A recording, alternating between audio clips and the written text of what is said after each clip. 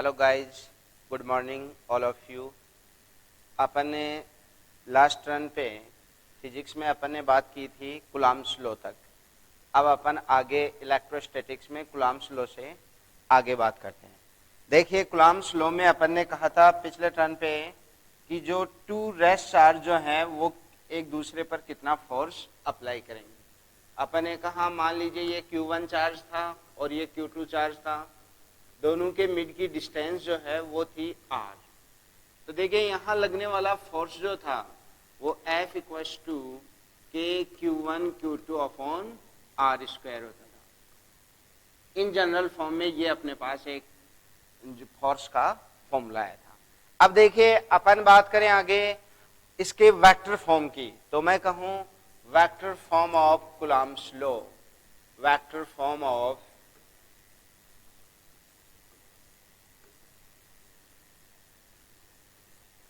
Coulomb's law, coulomb के नियम का सदिश निरूपण। तो देखिए सदिश निरूपण की बात करें, सदिश निरूपण, तो देखिए आप इसमें एक्स वाई जेड तीनों एक्सिस बना सकते हैं और जो ओरिजिन पॉइंट है वहां से r1 r2 डिस्टेंस पे टू चार्जेज Q1 Q2 भी पुट कर सकते हैं। तो देखिए जनरल फॉर्म में मैं कहूं मान लीजिए ये Q1 चार्ज था और ये Q2 चार्ज था और इनकी डिस्टेंस जो है वो है मान लीजिए r। तो देखिए ये Q1 चार्ज जो है इस पर बल लगाएगा और ये इस पर बल लगाएगा, यानी ये दोनों आपस में एक दूसरे पर एक फोर्स बल लगाएंगे। ये एक फोर्स यहाँ जो है, और देखिए ये Q1 इस पर कितना बल लगाएगा, मैंने कह दिया इधर Q2 पर लग रहा है तो मैंने कह दिया F2, और ये Q2 इस पर कितना बल लगाएगा, 1 पे लग रहा है तो इसको मैंने कह दिया F1। यानी देखिए ये इस पर बल लगा रहा है और ये इस पर बल लगा रहा है। तो देखिए दोनों बट डायरेक्शन दोनों की अलग अलग है। तो देखिए अपन बात करें F1 की, तो देखिए F1 की बात करें F1 तो ये हो जाएगा वही दोनों आवेशों का गुणनफल अपॉन बीच की दूरी का स्क्वायर।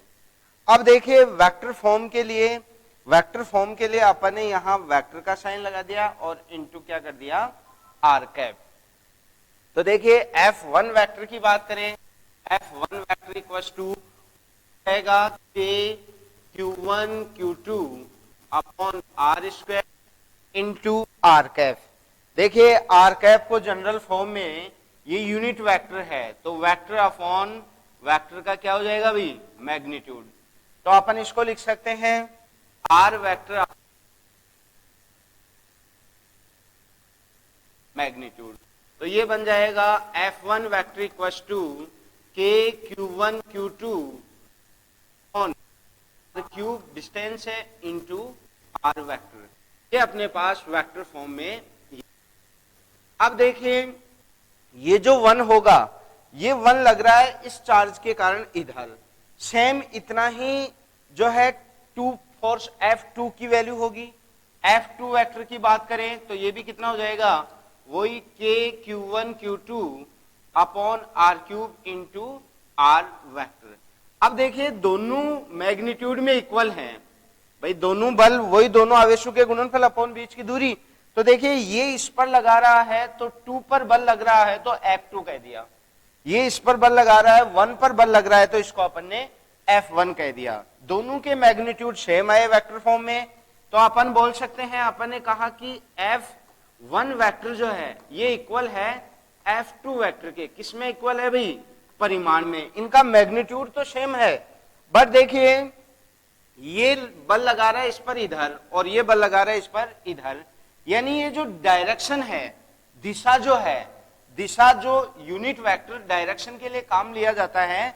तो देखिए Q1 जब Q2 पर बल लगा रहा था तो F2 इधर लग रहा था, ये इस पर बल लगा रहा है F1 इधर लग रहा है। तो देखिए डायरेक्शन में एक दूसरे के क्या है, विपरीत। तो विपरीत चिन्ह के लिए अपन कह सकते हैं F1 वेक्टर का मैग्नीट्यूड माइनस F2 वेक्टर का मैग्नीट्यूड, यानी ये साइन जो साइन शो है माइनस ये शो करेगा इनकी डायरेक्शन को, ये शो करेगा इनकी डायरेक्शन को।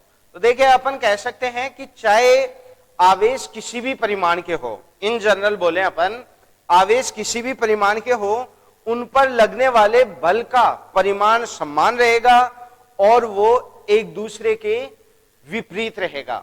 यानी दिशा में दो आवेश हैं तो एक आवेश दूसरे पर, दूसरा आवेश पहले पर जितना बल लगाएगा ये परिमाण में बराबर होगा हमेशा और दिशा में एक दूसरे के विपरीत होगा। तो इसको बोल दिया कि इनका मैग्नीट्यूड सिमिलर है बट डायरेक्शन क्या है, अपोजिट। क्लियर है? ऐसा मैकेनिक्स में कहां होता है? देखिए ऐसा अपन मैकेनिक्स में पढ़ते हैं, अपन न्यूटन लॉज ऑफ मोशन। तो जो क्रिया प्रतिक्रिया बल है, एक्शन रिएक्शन फोर्स जो है, वहां भी अपन बोल सकते हैं कि ये उसको भी फॉलो करता है। भाई वहां जिस मैग्नीट्यूड का एक्शन होगा सेम मैग्नीट्यूड और डायरेक्शन में अपोजिट रिएक्शन होगा। तो अपन दोनों की सिमिलरिटी भी शो कर सकते हैं। क्लियर है? तो नेक्स्ट बात करें, ये अपना हुआ सदिश निरूपण वेक्टर फॉर्म। देखिए डिपेंडेंसी की बात करें अपन, कूलॉम के नियम की डिपेंडेंसी, यानी अपन बात करें निर्भरता की, बात करें निर्भरता की, तो देखिए ये किस पर निर्भर करेगा, निर्भरता। तो देखिए मान लो ये दोनों आवेश निर्वात में हैं, वायु में हैं। मान लीजिए मैंने कह दिया निर्वात में, मान लो ये Q1 आवेश था और ये एक Q2 आवेश है, दोनों के बीच की दूरी है R। और अपन ने कहा फर्स्ट कि निर्वात में अपन बल देखें, निर्वात में, तो देखिए निर्वात में क्या हो जाएगा, निर्वात के लिए वही F मैंने कह दिया निर्वात वैक्यूम, तो ये बन जाएगा वही K Q1 Q2 upon R square. Simple सी बात है। देखिए निर्वात के लिए जो K है, K की वैल्यू बन जाएगी 1/4 पाई एप्सिलॉन नॉट। तो ये F निर्वात बन जाएगा अपना, F निर्वात के लिए कह दिया अपन ने 1/4 pi epsilon not Q1 Q2 upon R square. यानी निर्वात में अपने पास ये बल बन गया। सिंपल सी बात है भाई, निर्वात की विद्युतशीलता एप्सिलॉन नॉट आ जाएगी, परमिटिविटी ऑफ फ्री स्पेस। अब देखिए इन दोनों आवेशों को अपन किसी एप्सिलॉन R पैरा विद्युतांक वाले माध्यम में ले जाते हैं। तो देखिए जैसे अपन इसको माध्यम में लेके जाएंगे, एप्सिलॉन R पैरा विद्युतांक का कोई माध्यम है, देखिए ऐसा एक माध्यम होगा जिसका पैरा विद्युतांक क्या रहेगा, एप्सिलॉन R। तो देखिए वही अपने पास मैं कहूं F, अब माध्यम में बल क्या हो जाएगा, K की जो वैल्यू है, जो अपने पास 4 पाई एप्सिलॉन नॉट आ रहा था, ये क्या बन जाएगा भी 4 पाई एप्सिलॉन निर्वात की विद्युतशीलता, और वही दोनों आवेशों का गुणनफल Q1 Q2, और दूरी को चेंज नहीं कर रहे हैं तो वो की वो R स्क्वायर। अब देखिए अपन ने पढ़ा था epsilon upon epsilon not equal to क्या होता है, एप्सिलॉन R। तो एप्सिलॉन क्या है, परमिटिविटी ऑफ मीडियम, और epsilon not permittivity of free space, और एप्सिलॉन R रिलेटिव परमिटिविटी। तो देखिए ये यहां से अपन एप्सिलॉन यानी माध्यम की विद्युतशीलता क्या हो जाएगी, epsilon not into epsilon R। तो देखिए यहां F माध्यम क्या बन जाएगा, F माध्यम बन जाएगा वही Q1 Q2 upon 4 pi epsilon not into epsilon R square. अब देखिए ये जो अपने पास निर्वात में बल है, क्या अपन इस एप्सिलॉन R को छोड़ दें, तो देखिए क्या ये इतनी वैल्यू, क्या ये जो Q1 Q2 upon 4 pi epsilon R square, क्या ये निर्वात का बल है? तो मैं बोल सकता हूं F माध्यम इक्वल टू क्या, F निर्वात अपॉन एप्सिलॉन R। यानी देखिए सिंपल सी बात है कि माध्यम में जो बल है वो निर्वात का 1/एप्सिलॉन R हो रहा है।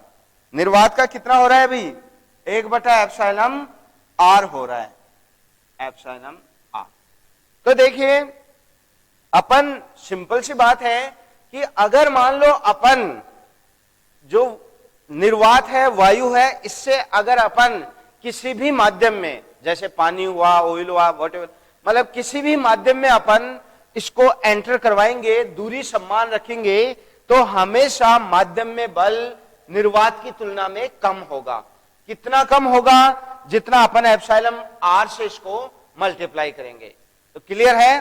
तो ये थी इसकी dependency of coulomb force. Clear है? अब देखिए, ये तो इसकी निर्भरता की बात हुई। अब अपन बात करते हैं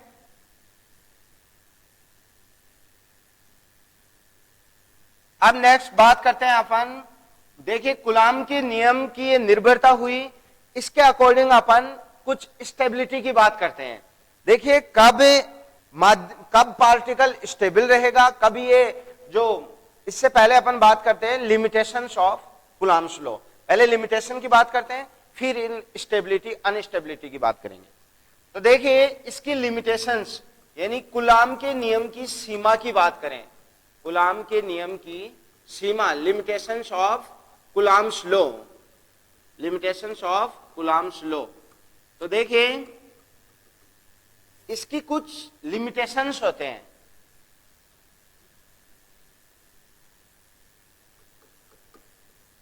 तो देखिए लिमिटेशंस के लिए मैं फर्स्ट बात करूं, देखिए कूलम्ब्स लॉ जो है ये पॉइंट चार्ज के लिए दे रहे हैं कि 2 पॉइंट चार्ज थे, उनके मध्य लगने वाला बल दोनों आवेशों के गुणनफल के बराबर और बीच की दूरी के वर्ग के व्युत्क्रमानुपाती। अब देखिए होता क्या है, जैसे मान लो मैं स्फेयर की बात करूं, जैसे मान लीजिए मैंने कोई गोली स्फेयर लिए, मान लो एक ये स्फेयर था और एक ये स्फेयर, मैंने 2 स्फेयर ले लिए। अब देखिए इनके सेंटर से जो दूरी है, इनके सेंटर से जो दूरी है वो छोटे बनाते हैं। देखिए एक ये स्फेयर था और एक ये स्फेयर है। मान लीजिए ये धन आवेश से आवेशित हैं। देखिए मैं क्लियर कर दूं कि आवेश वाहक 2 प्रकार के होते हैं, धनात्मक और ऋणात्मक। कभी भी आप ये नहीं कह सकते कि आवेश वाहक सिर्फ एक इलेक्ट्रॉन होता है। हाँ, आवेश के लिए जिम्मेदार रेस्पॉन्सिबल जो कण है वो है इलेक्ट्रॉन, बट कभी ये नहीं कह सकते कि आवेश एक ही प्रकार का होता है। नहीं भाई, आवेश हमेशा 2 प्रकार के होंगे, और धनात्मक और ऋणात्मक। कुछ कह रहे हैं कि भाई यहां पे सिर्फ नेगेटिव ही आ सकता है, पॉजिटिव नहीं आ सकता। भाई एक बात बताओ, अगर मान लो इलेक्ट्रॉन की कमी हुई, इलेक्ट्रॉन की कमी हुई, तो वो अपन शो तो पॉजिटिव कर रहे हैं, बट वो बता किसको रहा है? इलेक्ट्रॉन की कमी को, नहीं कि वो प्रोटॉन आ रहे हैं उस पर। बात क्लियर है? वहां कोई प्रोटॉन नहीं आ रहे। भाई प्रोटॉन और न्यूट्रॉन तो न्यूक्लियस में होते हैं। तो अपन जो बाहर जो शो कर रहे हैं वो कर रहे हैं इलेक्ट्रॉन की कमी को, और माइनस शो किसको करेगा? इलेक्ट्रॉन की एक्सेस, यानी इलेक्ट्रॉन की वृद्धि को। क्लियर है? तो देखिए अपन फिर यहां पॉजिटिव चार्ज ले रहे हैं। अपन मान लीजिए यहां इस पर पॉजिटिव चार्ज है, इस स्फीयर पे पॉजिटिव चार्ज है और इस पर भी पॉजिटिव चार्ज है। अब देखिए कूलम्ब्स लॉ क्या कहता है? भाई कूलम्ब्स लॉ के अकॉर्डिंग मान लो ये इसका सेंटर हुआ, ये इसका सेंटर हुआ, ये इन दोनों के बीच की दूरी जो है मान लीजिए स्मॉल r है। तो देखो अगर कूलम्ब्स लॉ के अकॉर्डिंग बात करें तो जो अपना बल होगा F, वो क्या होगा भाई कि दोनों पर आवेश, मान लीजिए यहां आवेश की बात करूं मैं Q1 है और यहां आवेश की बात करूं मैं Q2 है, तो K Q1 Q2 अपॉन वही दूरी क्या बन जाएगी? R²। बट देखिए होता क्या है, ये समान चार्ज है, समान चार्ज है, सेम आवेश है, तो ये एक दूसरे को थोड़ा सा प्रतिकर्षित करेगा। प्रतिकर्षित करेगा तो ये चार्ज कुछ ऐसे सेपरेट हो जाएगा।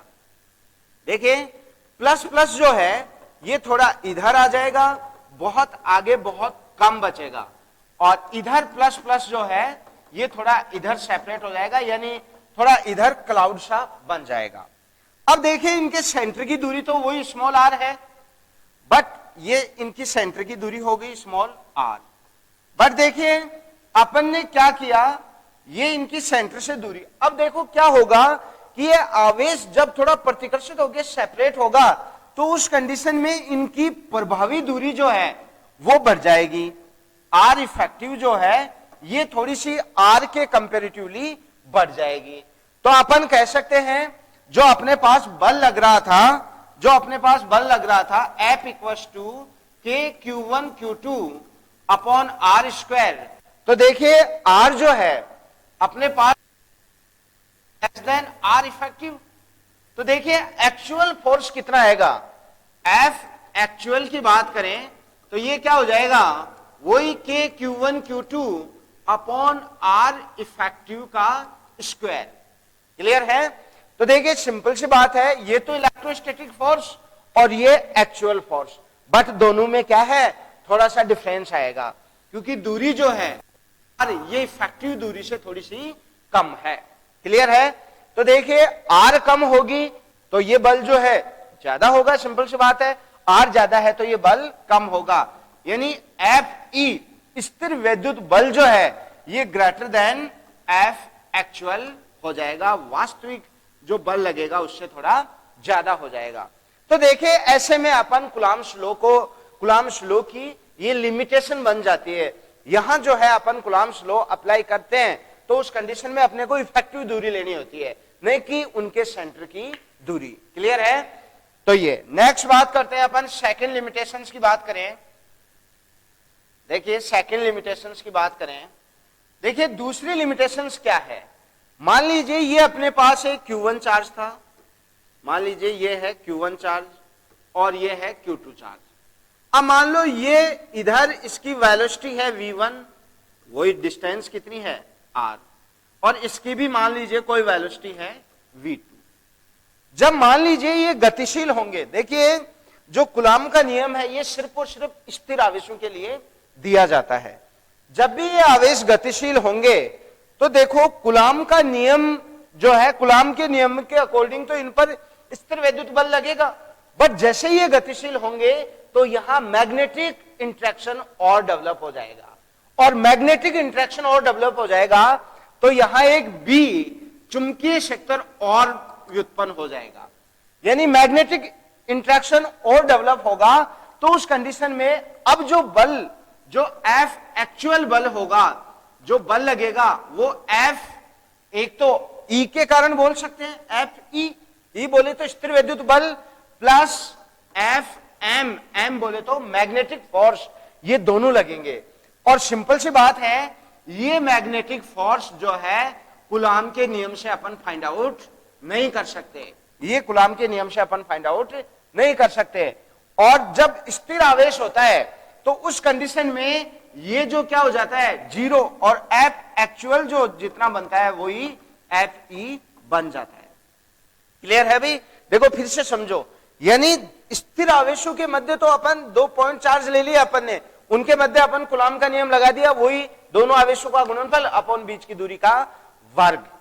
तो देखिए ये तो क्लियर बात हुई। अब देखो अपन बात कर रहे हैं, मान लो वो गतिशील है वो आवेश, मान लीजिए जैसे ये V1 वेग से गतिशील था, ये किसी V2 वेग से गतिशील है। अगर मान लो ये आवेश गतिशील होगा तो उस कंडीशन में अपने पास मैग्नेटिक इंट्रैक्शन और डेवलप हो जाएगा, और मैग्नेटिक इंट्रैक्शन डेवलप होगा तो उस कंडीशन में यहां जो एक्चुअल बल रहेगा ये इन दोनों की वजह से आएगा, Fm चुंबकीय बल और Fe स्थिर वैद्युत बल। अब देखो चुंबकीय बल को अपन कूलॉम के नियम से फाइंड आउट नहीं कर सकते, तो यहां जो विराम आवेशों की बात करेंगे तो ये गतिशील के लिए क्या बन गई, इसकी सीमा बन गई, इसकी लिमिटेशन बन गई, यानी वहां अपन इसको अप्लाई नहीं कर सकते। इसलिए जब भी ये स्थिर होगा तो स्थिर वाली कंडीशन में अपना Fm बल जो है जीरो हो जाएगा, और वो जो एक्चुअल बल है वो स्थिर वैद्युत बल के बराबर होगा। तो ये कुछ इसकी क्या थी भाई, लिमिटेशंस थी।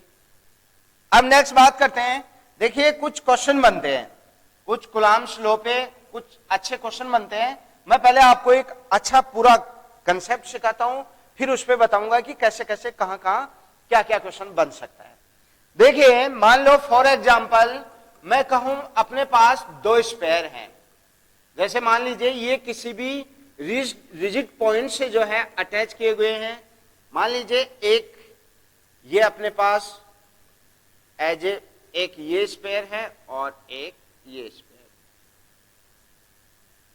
इस पर आवेश मान लो Q1 है और इस पर आवेश Q2 है। दोनों में समान आवेश है, या अपन यूं कह सकते हैं दोनों सजातीय आवेश हैं दोनों पर। मान लीजिए अपन ने कह दिया दोनों पर क्यू क्यू आवेश है, मान लीजिए इस पे भी क्यू है, इस पे भी क्यू है, ताकि वो रिपल्सन अच्छे से नजर आए। अब देखिए दो, मैंने कहा एक रिजिड पॉइंट था, इससे दो स्पेयर जो है वो अपन ने एक डोरी से, एक रस्सी से, एक स्ट्रैंड से बांध के छोड़ दिए। उन पर समान आवेश दिया तो वो एक दूसरे को प्रतिकर्षित करेंगे। ये एक दूसरे को क्या कर रहे हैं? प्रतिकर्षित। मान लो यहां से ये एक दूसरे को थीटा एंगल पर, इधर भी थीटा और इधर भी थीटा एंगल पर एक दूसरे को क्या कर रहे हैं? प्रतिकर्षित कर रहे हैं। क्लियर है?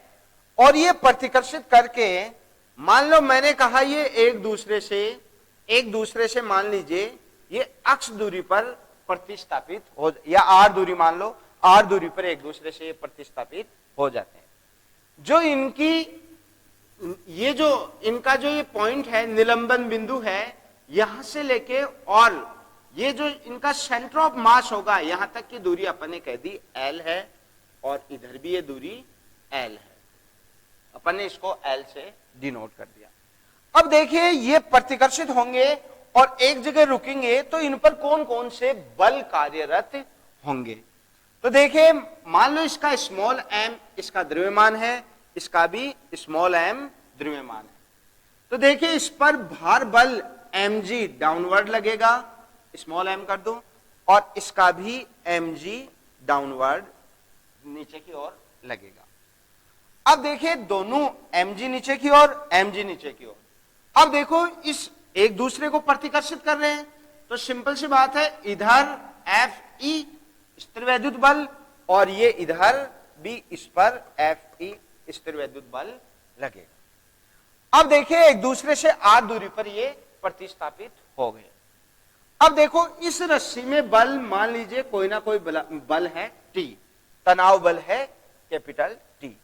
तो देखिए अब इसके अपन कंपोनेंट बनाए, इसके अपन घटक बनाए, कंपोनेंट बनाए, तो देखिए कैसे बनेगा।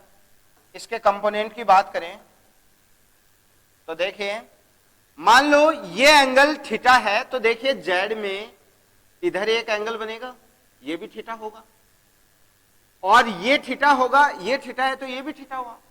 अब देखो ये टी का क्या बन जाएगा? टी कॉस ऑफ थीटा, और ये इधर कंपोनेंट क्या बन जाएगा? T sine theta. क्लियर है? सेम अपन यहां कंपोनेंट बनाए, इस स्ट्रिंग में रस्सी में तनाव बल होगा टी, ऊपर और नीचे अपन y एक्स और x एक्सिस बनाए, तो देखिए एज ए जेड में एंगल क्या रहेगा? इक्वल, ये थीटा है तो ये भी क्या रहेगा? थीटा। तो इधर क्या बन जाएगा इसका कंपोनेंट? टी कॉस थीटा, और इधर टी साइन थीटा। दोनों तरफ इसके कंपोनेंट हो गए। देखो क्या किया अपन ने, डायग्राम थोड़ा कॉम्प्लिकेट होगा, यहां से रिजल्ट्स आएंगे, तो इसको फिर से समझिए। देखिए अपन ने कहा कि एक रिजिड पॉइंट है जिस पर अपन ने L लंबाई के रस्से से दो कैपिटल Q आवेश और M स्मॉल m द्रव्यमान के दो जो स्पेयर हैं उनको लटका रखा है। दोनों पे समान आवेश होगा तो एक दूसरे को ये प्रतिकर्षित करेंगे, और प्रतिकर्षित करेंगे, मान लो ये प्रतिकर्षित होकर R दूरी पर ये विस्थापित हो गए। अब अपन यहां ये देख रहे हैं कि ये जब विस्थापित होकर रुक गए तो रुकने के बाद इन पर कितना बल लग रहा है, क्योंकि भाई ये थोड़ा इधर विस्थापित होकर एक साम्य अवस्था में रहेगा, और साम्य अवस्था में कब रहेगा? जब ये बल एक दूसरे को क्या करें? संतुलित करें, बैलेंस करें, उस कंडीशन में ये किसमें रहेंगे? साम्य अवस्था में। तो देखिए इस पर सिंपल सी बात है, दोनों दूर कब गए? जब इन पर Fe स्थिर वैद्युत बल कार्य कर रहा था।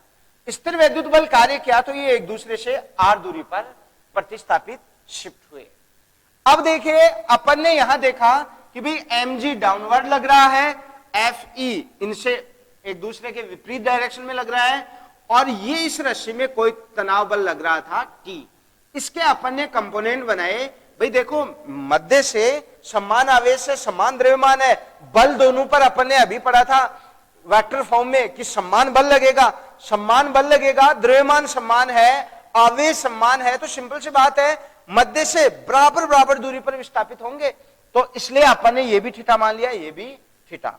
तो देखिए जेड में एंगल ये थीटा होगा, तो इस टी का कंपोनेंट इधर टी कॉस थीटा, इधर टी साइन थीटा, वही इसके कंपोनेंट बना दिए, टी कॉस थीटा, इधर टी साइन थीटा।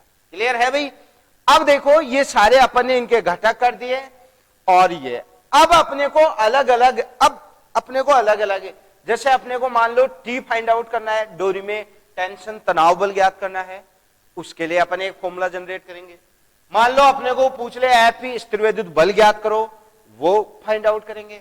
मान लो अपने को एंगल पूछ ले, ये फाइंड आउट करेंगे। कितनी दूरी पर शिफ्ट होंगे, ये सारे जो है रिजल्ट्स यहां से आएंगे। अब देखिए अपन बात करें, यहां अपन बात करें तो देखिए अपन कह सकते हैं, मान लीजिए अपन ने कहा दो इक्वेशन बनाई, अपन इस एक स्फीयर की बात करें तो देखो टी कोस थीटा क्या एमजी को बैलेंस करेगा, और एफ ई जो है टी साइन थीटा को बैलेंस करेगी। तो अपन ऐसे कह सकते हैं साम्य अवस्था में यानी इक्विलिब्रियम स्टेज में क्या रहेगा कि जो एक कंपोनेंट है तनाव का, मैंने कहा टी साइन थीटा, तो ये लो टी साइन थीटा, ये किसको बैलेंस करेगा भी?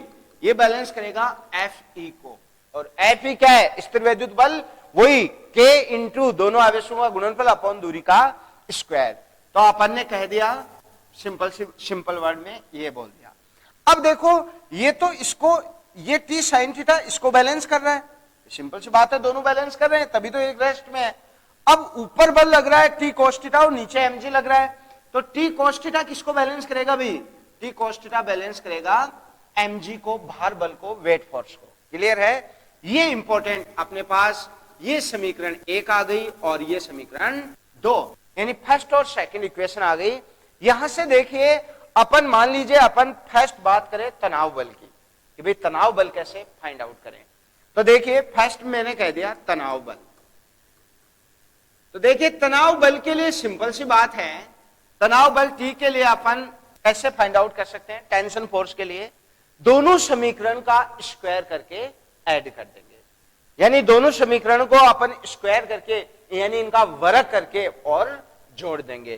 तो देखो वर्ग करके जोड़ेंगे तो ये क्या बन जाएगा? T square sine square theta, और इधर क्या plus T square cos square theta equal to क्या आ जाएगा? ये F E square plus M G. Clear है? यानी भार बल का स्क्वायर प्लस स्थिर विद्युत बल का स्क्वायर इक्वल टू ये। यहां से अपन टी स्क्वायर क्या ले लेंगे भाई? कॉमन बच गया क्या? Sine square theta plus cos square theta equal to F E square plus M G का स्क्वायर। क्लियर बात है? सिंपल सी बात है। अब देखो cos square theta plus sine square theta क्या होता है? 1। तो अपने पास टी स्क्वायर इक्वल टू क्या आ गया? F E square plus M G square. तो टी इक्वल टू क्या बन गया भाई? Under root F E square plus M G का होल स्क्वायर। क्लियर है? तो ये अपने पास क्या आ गया? तनाव बल। कोई प्रॉब्लम भाई? देखिए सिंपल सी बात थी, अपन ने पहले एक रिजिड पॉइंट था, वहां से टू स्पेयर को एल लंबाई की रस्सी से जोड़कर छोड़ा। अब देखिए उन पर आवेश समान है, उनका भार समान, द्रव्यमान समान है, तो वो बराबर इक्विवेलेंट भार लगेगा, तो वो एक दूसरे को प्रतिकर्षित करेंगे, क्योंकि चार्ज समान है, प्रतिकर्षित करेंगे तो प्रतिकर्षित होकर एक जगह रुक जाएंगे, और वहां रुकने के बाद ये इन पर कुछ बल लगेंगे, क्योंकि भाई शिफ्ट हो रहा है, वहां साम्य अवस्था में रुक रहा है, तो इसका मतलब इस पर कुछ बल लग रहे हैं। तो ये बल कैसे लगेंगे? ये तनाव बल टी कोस थीटा ऊपर लगेगा जो भार बल को बैलेंस करेगा, और टी साइन थीटा अंदर की तरफ लगेगा जो एफ ई को बैलेंस करेगा, और दोनों समीकरण बना दिए अपन ने, टी साइन थीटा अपॉन और टी कोस थीटा, ये इसको बैलेंस कर रहा है, ये इसको। तो फर्स्ट आ गया अपने पास क्या? तनाव बल। तनाव बल में दोनों समीकरणों का वर्ग करके अपन ने ऐड किया, वर्ग करके ऐड किया तो अपने पास टी की वैल्यू आ गई under root F E square plus M G का होल स्क्वायर, पूरे का अंडर रूट। कोई प्रॉब्लम भाई इसमें? ओके। नेक्स्ट कंसेप्ट की बात करें, नेक्स्ट देखो क्या कंसेप्ट बन जाएगा।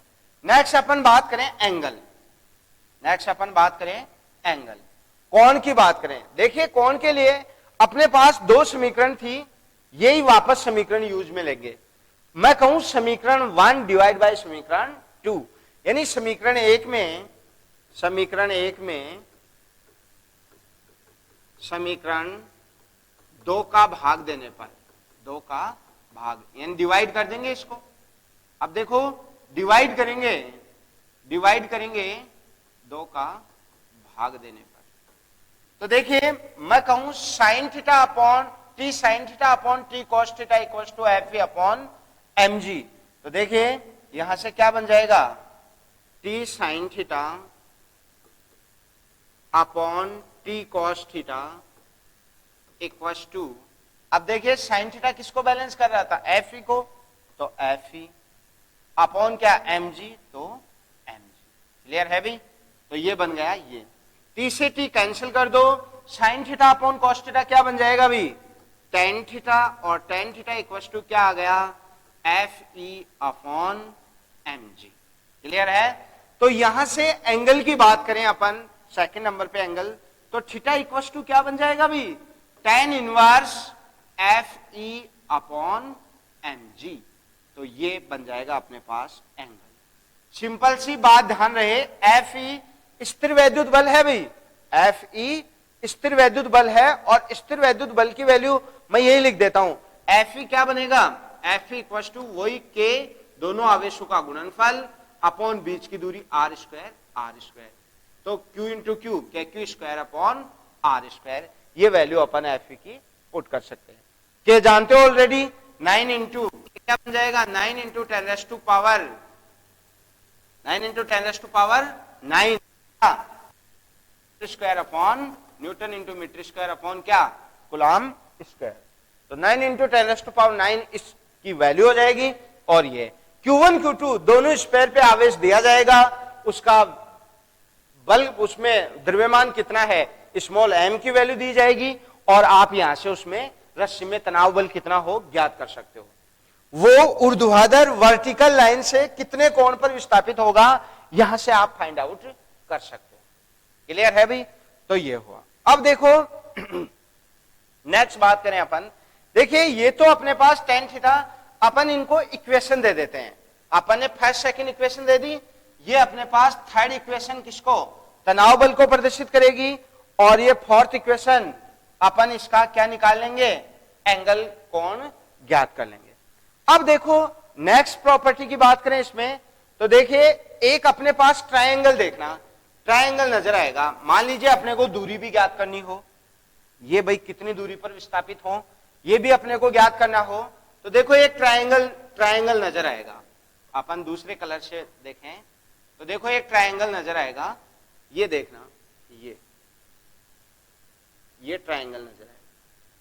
क्लियर है भाई, ये ट्रायंगल, तो देखो बराबर ऊर्ध्वाधर से बराबर विस्थापित होंगे, तो ये दूरी क्या हो जाएगी भाई, r/2, ये ऑलरेडी l है। तो देखिए अपन बात करें यहां से, मैं कहूं साइन थीटा, तो साइन थीटा क्या हो जाएगा भाई, वही परपेंडिकुलर अपॉन हाइपोटेनियस, लंब बटा करण। तो देखिए लंब क्या बनेगा r/2, करण क्या है l, यानी ये तो इसका परपेंडिकुलर एंगल के सामने का, और ये 90, तो ये क्या बन जाएगा हाइपोटेनियस। तो देखिए यहां से साइन थीटा क्या बोल सकते हैं अपन, साइन थीटा इक्वल टू क्या बोल सकते हैं, साइन थीटा इक्वल टू हो जाएगा अपने पास, मैंने कहा sine theta equal to perpendicular r/2, और देखिए साइड हाइपोटेनियस क्या है n। अब देखो यहां से मैं कहूं साइन थीटा, और ये वैल्यू थी अपने पास tan थीटा, दोनों वैल्यू देखिए साइन थीटा और tan थीटा। अब देखो ये जो बल है ये बहुत कम मैग्नीट्यूड का लगता है, मैग्नीट्यूड बहुत कम होता है, यानी अपन कहें कि एक बहुत कम आवेश था, बहुत अल्प बल लगे, तो सिंपल सी बात है अपन बोल सकते हैं कोण अत्यल्प हो, यानी कोण बहुत छोटा होगा, कोण बहुत छोटा भाई, कम विस्थापित होंगे तो कोण बहुत कम बनेंगे, और कोण कम होंगे तो इस केस में अपन बोल सकते हैं साइन थीटा लगभग इक्वल हो जाएगा थीटा के, और tan थीटा लगभग इक्वल हो जाएगा थीटा के, यानी साइन थीटा की वैल्यू क्या आ जाएगी भाई, सिंपल सी बात है r/2l, और टेन थीटा की वैल्यू क्या आ जाएगी, टेन थीटा की वैल्यू अपने पास F E upon M G बन जाएगी। तो देखिए सिंपल सा यहां से मीनिंग निकाल सकते हैं कि भाई दोनों की वैल्यू थीटा है तो थीटा थीटा इक्वल हो जाएगा। तो देखो टेन साइन थीटा की वैल्यू क्या बन जाएगी, अप्रोक्सीमेट थीटा यानी आर अपॉन 2l, और टेन थीटा क्या बन जाएगा भाई, F E upon M G, F E upon M G. दोनों वैल्यू थीटा की हैं तो दोनों को अपन क्या कर सकते हैं भाई, इक्वल कर सकते हैं। तो अपने पास आर अपॉन 2l क्या बन जाएगा, r upon 2l equal to F E upon क्या बन जाएगा, एम जी, स्मॉल एम है, स्मॉल एम लिया है तो स्मॉल एम जी। अब देखो यहां से अपने को मान लीजिए दूरी आर चाहिए, जो दोनों के बीच की दूरी आर ली है, तो आर क्या बन जाएगी, F E upon M G into 2l। तो देखिए एफ ई क्या है, एफ ई क्या है अपने पास, एफ ई अपने पास वही के Q1 Q2 अपॉन बीच की दूरी का स्क्वायर आर स्क्वायर, ये लिया था। तो देखिए अब अपने पास दूरी आर क्या बन जाएगी, एफ ई बन जाएगी K Q1 Q2 upon r square into M G, और इंटू क्या है 2l, सिंपल सी बात है। अब देखो आर इधर मल्टीप्लाई होगा तो क्या बन जाएगा, आर क्यूब इक्वल टू क्या हो जाएगा, के Q1 Q2, के Q1 Q2 upon M G into क्या है 2l।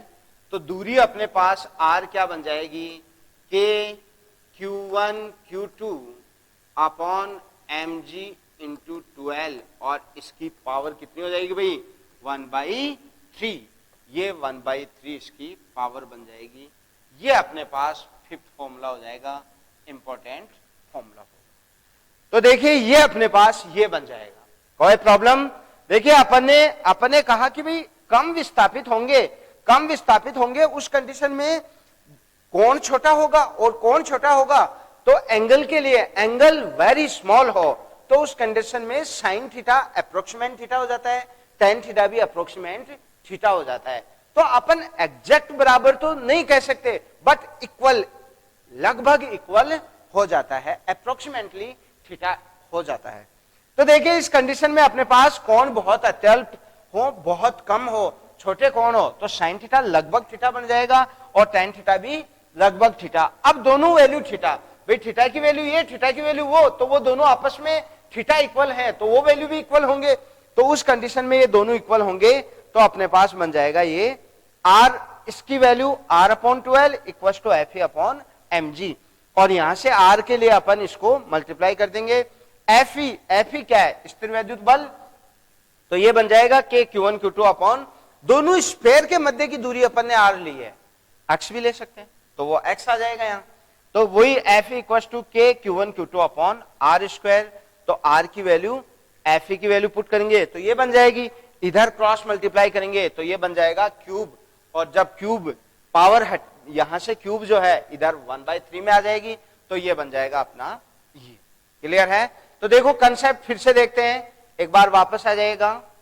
देखिए अपन ने क्या किया, अपन ने ये अपना कंसेप्ट था, अपन ने क्या किया कि एक रिजिड पॉइंट था और उस रिजिड पॉइंट से एल लंबाई की रस्सी के सारे दो आवेशित गोले बांध दिए, दोनों पर आवेश समान कैपिटल क्यू, दोनों का द्रव्यमान समान स्मॉल एम, एक दूसरे को प्रतिकर्षित करेंगे। सजातीय आवेश हमेशा प्रतिकर्षित करते हैं तो एक दूसरे को प्रतिकर्षित करेंगे। ऐसे में उनके मध्य मान लो आर दूरी हो गई, तो देखिए प्रतिकर्षित होकर रुकेंगे। अब रुकेंगे यानी वहां वो साम्य अवस्था में रहेंगे तो इन पर कुछ बल कार्यरत होंगे, वो बल एक दूसरे को बैलेंस करेंगे। भाई सिंपल सी बात है, अगर मान लो यहां से एक वस्तु यहां है तो ये रुक रही है यहां, इसका मतलब इस पर कुछ बाहर की ओर, ऊपर की ओर, नीचे की ओर, अंदर की ओर कुछ ना कुछ बल लग रहे हैं, वो बल जो है वो बैलेंस करेंगे। तो देखिए यहां बल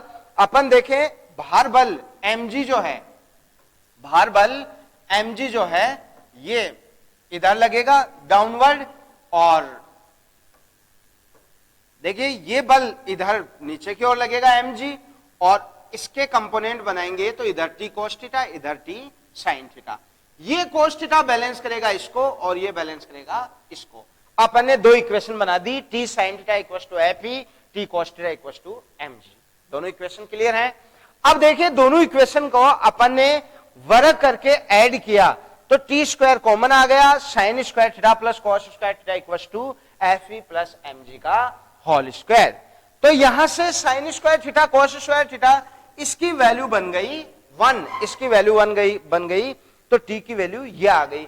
ये समीकरण नंबर 3 से अपन अपने को कोई भी डेटा दिए हुए हो, एंगल दिए हुए हो, कितने आवेश कितना है इन पर, तो यहां से अपन तनाव बल ज्ञात कर सकते हैं। वह अलग अलग टाइप के काफी क्वेश्चन बनते हैं।